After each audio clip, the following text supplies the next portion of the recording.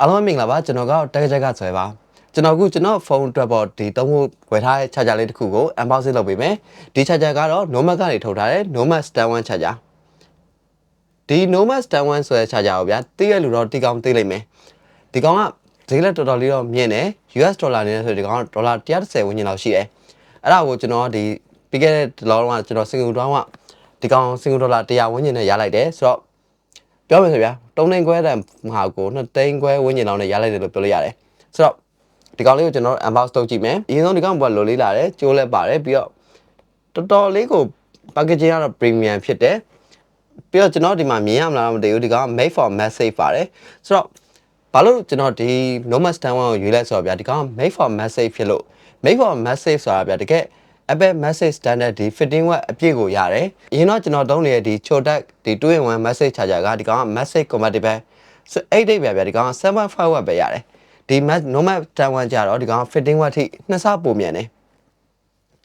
အဲ့ပြဒီကောင်ကဗျာမန်နိုင်ပြောရင်တော့ဟိုနည်းနည်း US brand တစ်ခုဖြစ်လို့ဒါဈေးကြီးနေလို့လည်းပြောလို့ရတယ်နည်းနည်းလေးပို့ပြီးတော့ premium ပို့ဖြစ်တယ်လို့ပြောလို့ရတယ်ဒီနှစ်ခုကဗျာ weight ရှင်းလိုက်တော့မှအရန်တိတရာกว่าတယ်နှစ်ဆလောက်ကိုပို့လေးတယ်ဆိုတော့ unbox လုပ်ကြမယ်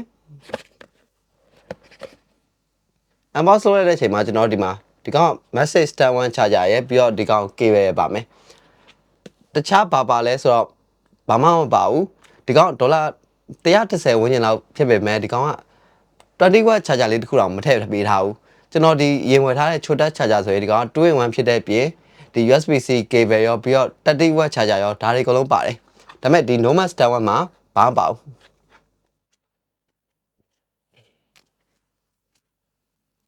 တော့ဒါကောင်းမယ်ကျွန်တော်ဒီမှာ Stand 1 charger ကိုမြင်ရမယ်တော်တော်လေးကိုလေးတယ်ဒီကောင်လေးကြရဗျာတပေါင်ရှိရတပေါင်ဆိုတာကျွန်တော် gram နဲ့တွက်မယ်ဆိုရင်ဒီကောင်613 gram အဲ့တော့ဒီကောင် weight ကဗျာပုံမှန်ဖုန်းလုံးဥမာကျွန်တော်ဒီ iPhone 15 Pro 3လုံးစာလောက်ကိုလေးတယ်အဲ့တော့လုံးဝစီးစီးပတ်မိုင်နဲ့ပြီးတော့လုံးဝ glass finish ဆိုတာကိုမြင်ရတဲ့အတိုင်းဒီကောင်လက်ဝဲတွေပါရထင်တယ်ပြီးတော့ကျွန်တော်မကြိုက်တဲ့ချက်တွေရှိတယ်မကြိုက်တဲ့ချက်တစ်ခုကဗျာဒီကောင်က USB-C cable ကို removable မဟုတ်ဘူးဆိုတော့ဒီ USB-C cable ဒီ braided cable ကလုံးဝအသေးကျိုးတော့တော်လေးကိုရှည်တယ်ဒါပေမဲ့ကျိုးတိတ်ဖြစ်နေတဲ့ကြောင့်ကျွန်တော်ဒီကလို့ကျိုးမှတစ်ခုဖြစ်ခဲ့ရင်ဒီကောင်ကိုအစားထိုးလို့မရဘူးကျိုးလဲလို့မရဘူးပြီးတော့အခုမြင်ရတဲ့အတိုင်းဒီကောင်ကလုံးဝ adjustable မဟုတ်ဘူးဒီ fixed angle မှာပဲထားရတယ် Nomad ကသူတို့ website မှာရေးထားတာဗျာဒီကောင်ကဟိုတုံးလို့အကောင်းဆုံး angle လို့ပြောထားတယ်ဒါပေမဲ့ fixed angle ပြီးတော့ကျိုးကလည်းဖြုတ်လို့မရဘူးဒါကိုဒီဈေးပေးရတာတော့တိတ်တော့မတန်ဘူးဆိုတော့ဒီဗီဒီယိုကကျွန်တော်အခုဝယ်ထားတဲ့ Nomad Stand 1 charger လေးကိုကျွန်တော်သုံးဖို့ unboxing လုပ်ရင်းနဲ့ဗီဒီယိုလုပ်ဖြစ်တာပါဒီကောင်ဝယ်ရမယ်လို့တော့ကျွန်တော် recommend မပေးဘူးဘာလို့ဆိုတော့ဈေးကတော်တော်လေးကိုကြီးလို့ဒီထက်ပိုပြီးအသုံးဝင်တယ်ဒီထက်ပိုပြီးတော့ function ပိုဆုံးတဲ့ MagSafe charger တွေအများကြီးရှိတယ်တခုပဲဒီကောင်က MagSafe compatible ဒီ 7.5 watt နဲ့ပြီးတော့တကယ် made for MagSafe 15 watt နဲ့အဲ့နှစ်ခုကွာတာကတော့နည်းနည်းလေးဈေးကွာနိုင်တယ်